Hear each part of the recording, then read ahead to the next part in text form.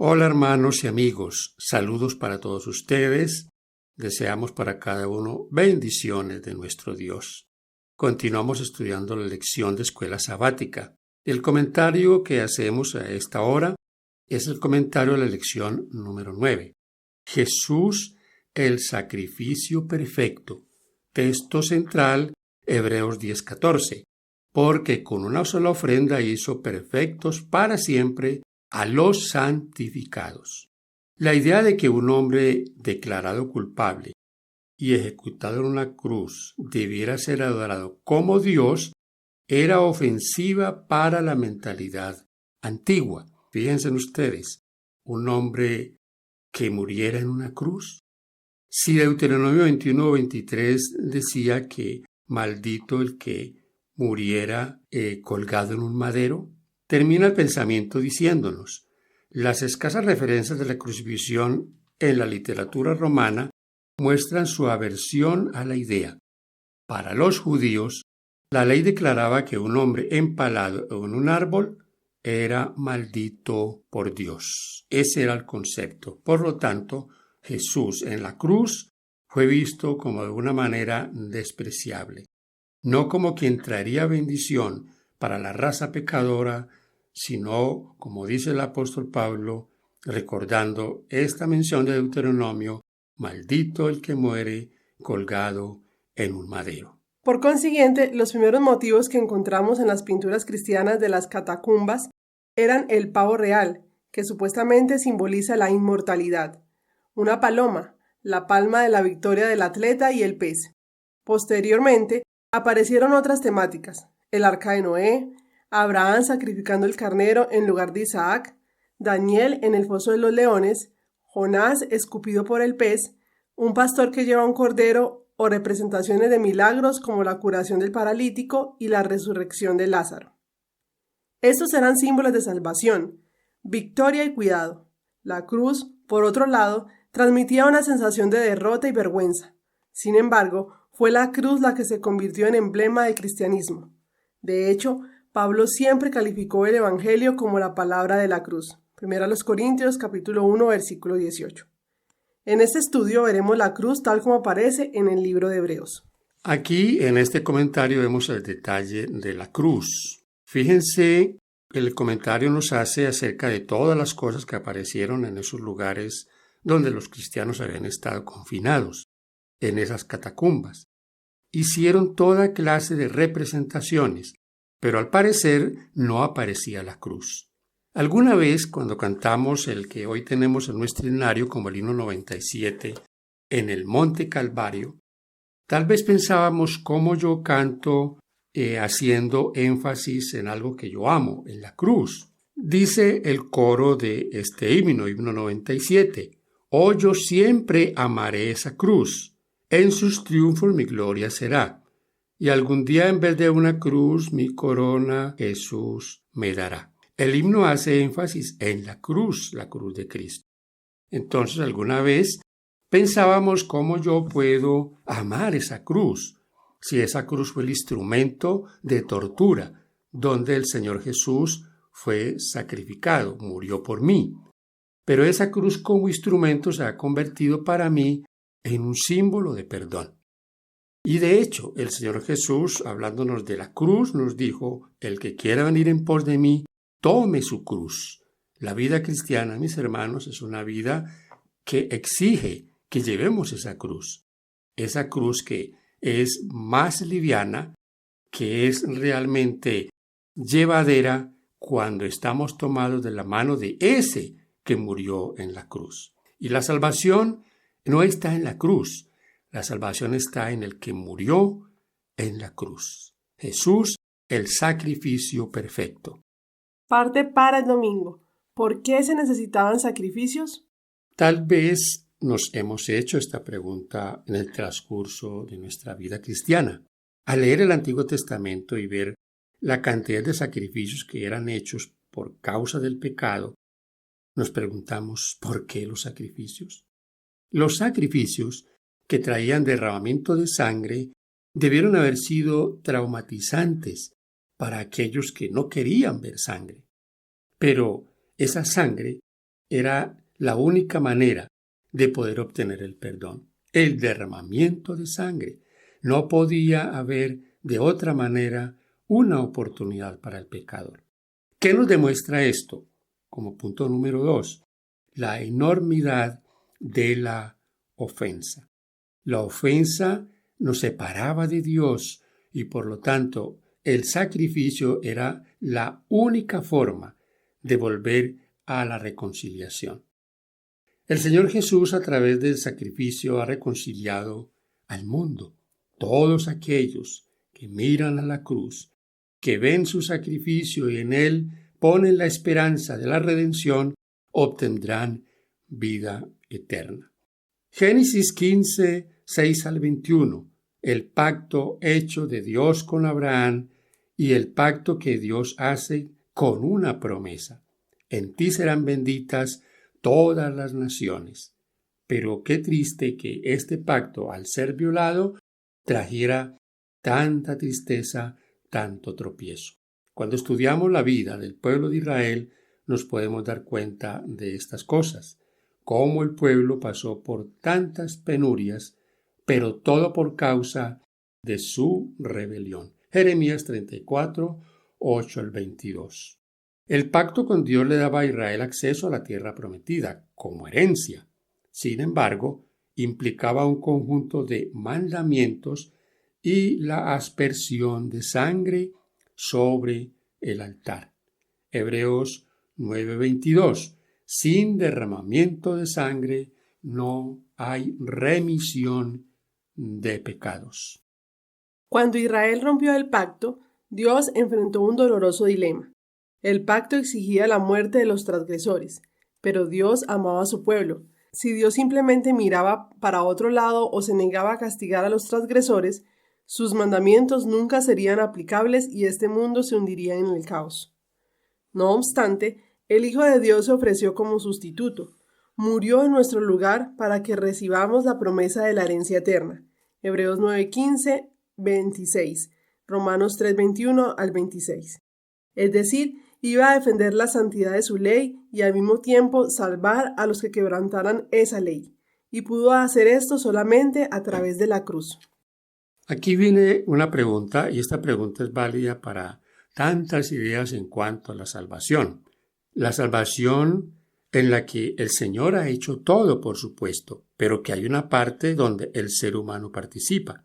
La pregunta es, ¿por qué la ley es fundamental en el mensaje evangélico? En el texto leído dice que el Señor iba a defender la santidad de la ley. No podía el Señor pasar por alto al pecador que transgredía su ley y no reconocía su culpabilidad.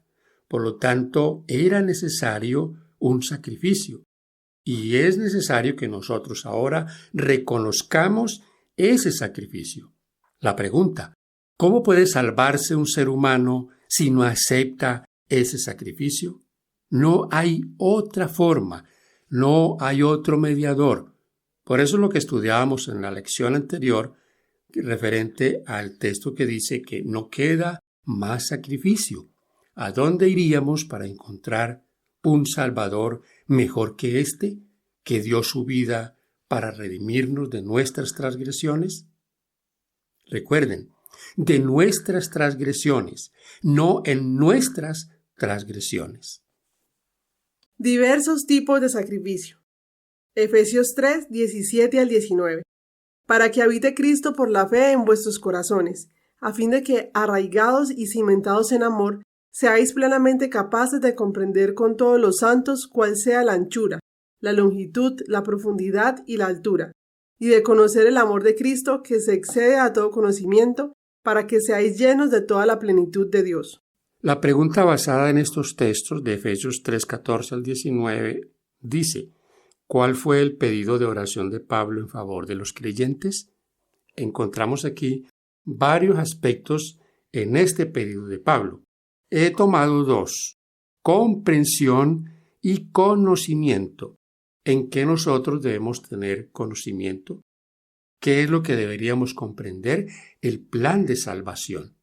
Estos diversos tipos de sacrificios por lo menos tiene 5 componentes en las ofrendas que Dios pedía de su pueblo en cuanto a la remisión del pecado. Hablábamos de los sacrificios, ahora hablemos de las ofrendas. La ofrenda para el holocausto. Esta ofrenda encendida requería que todo animal se consumiera en el altar. Levítico 1. Ofrenda de cereal. Era una ofrenda de gratitud a Dios por la provisión del sustento para su pueblo. Levítico 2. Tercero, ofrenda de paz o de comunión. Implicaba una comida comunitaria con amigos y familiares para celebrar la prosperidad y el bienestar provistos por Dios. Levítico 3. La ofrenda por el pecado o de purificación. Ofrecía expiación por los pecados. Levítico 4:1 a 5:13. Y la número 5, la ofrenda por la culpa o de reparación. Levítico 5:14 a 6:7. Brindaba perdón en los casos en que era posible la reparación o restitución. Los sacrificios del santuario nos enseñan que la experiencia de la salvación es más que simplemente aceptar a Jesús como nuestro sustituto. También necesitamos alimentarnos de Él, compartir sus beneficios con los demás y ofrecer reparación a quienes hemos defraudado. Hago énfasis aquí en que no es solo aceptar a Jesús. La aceptación debe llevar al creyente a actuar, y en este caso, como lo hacía el pueblo de Israel, a ofrendar mi vida, ofrendar todo lo que Él me ha dado. En otras palabras, a aceptarlo a Él como el dueño de todo. El sacrificio perfecto de Jesús. Hebreos 7:27. Que no tiene necesidad cada día, como aquellos sumos sacerdotes, de ofrecer primero sacrificios por sus pecados y luego por los del pueblo, porque esto lo hizo una vez para siempre, ofreciéndose a sí mismo. Hebreos 10:10. En esa voluntad somos santificados mediante la ofrenda del cuerpo de Jesucristo, hecha una vez para siempre. Entonces, ¿en qué contrasta el sacrificio de Jesús con lo que hacían los sacerdotes levitas? En que ellos necesitaban aún hacer sacrificios por sí mismos. Jesús no hizo sacrificio por sí mismo, se entregó en sacrificio por la raza humana. Él no tenía pecado. Un solo sacrificio ha sido hecho para redimir a todo aquel que por él se acerca a Dios. Veamos algunos detalles sobre estas implicaciones. En primer lugar, el sacrificio de Jesús es perfectamente eficaz y nunca podrá ser superado. En este punto hago la siguiente reflexión. ¿Cómo hoy aún se enseña que los judíos un día volverán a hacer sacrificios? Si ya se ha hecho el sacrificio, un solo sacrificio, y este sacrificio es perfectamente eficaz, ¿cómo pueden pensar que otra vez, sobre un supuesto tercer templo, harán otra vez sacrificios? En segundo lugar, los diferentes tipos de sacrificios del Antiguo Testamento encontraron su cumplimiento en la cruz. Por lo tanto, Jesús no solo nos limpia de pecado, Hebreos 9:14, también ofrece santificación, Hebreos 10:10 al 14, 9:26, en favor de sus semejantes. No tenemos necesidad de otro sacrificio. Suficiente sacrificio se ha hecho. En la parte final de nuestro estudio encontramos el siguiente pensamiento. Finalmente, el sacrificio de Jesús también sustenta nuestra vida espiritual. Ofrece un ejemplo para observar y seguir. Por lo tanto, Hebreos nos invita a fijar nuestros ojos en Jesús, especialmente en los eventos de la cruz, y así seguir su ejemplo. Hebreos 12:1 al 4 y 13:12 y 13. Alguna vez hablábamos de la bendición de la cruz. La cruz ha traído para el hombre bendición. Para toda la raza humana. Todos hemos sido beneficiados. Los que hemos aceptado y los que no también. ¿Cómo se han beneficiado los que no aceptan? Hemos hablado de la gracia de Dios en dos aspectos importantes. La gracia común, que es la gracia para todos, buenos y malos. El sol sale sobre buenos y malos. La lluvia cae sobre buenos y malos.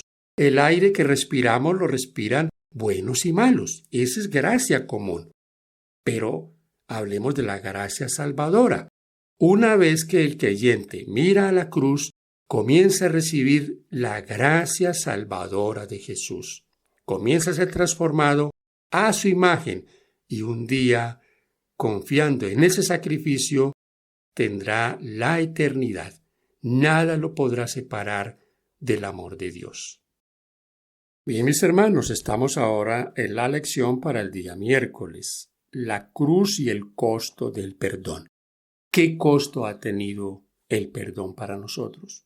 En Hebreos 9, 22 al 28, el apóstol Pablo nos dice en este pasaje lo que significa la obra de Cristo en nosotros, en nuestro favor y en el santuario celestial.